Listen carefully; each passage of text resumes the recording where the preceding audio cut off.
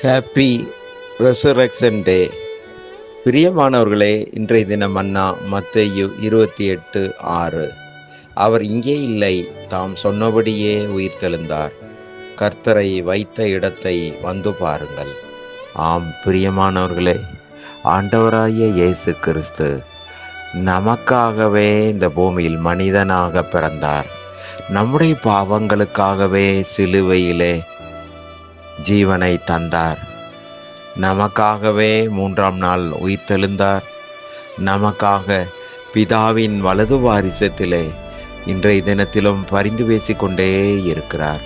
நமக்காக பரலோகத்திலே ஒரு வீட்டை ஆயத்தம் பண்ணி கொண்டிருக்கிறார். நமக்காக மீண்டும் இந்த பூமிக்கு வரப்போகிறார்.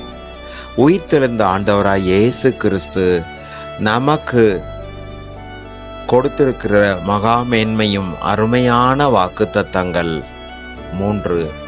முதலாவதாக வெளிப்படுத்தின விசேஷம் 1ஆம் அதிகாரம் 18ஆம் வசனம். மரித்தேன், ஆனாலும் சதா காலங்களிலும் நான் உயிரோடு இருக்கிறேன். ஆமேன். நான் மரணத்திற்கும் பாதாளத்துக்கும் உரிய திறவோல்களை உடையவராயிருக்கிறேன்.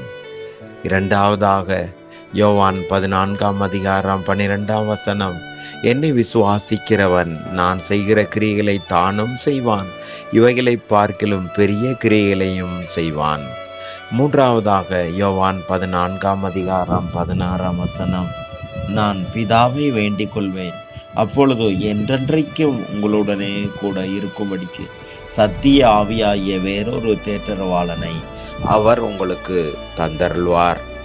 ஆம், ஜெயங்கொள்ளுகிறவன் எல்லாவற்றையும் சுதந்தரித்துக் கொள்வான்.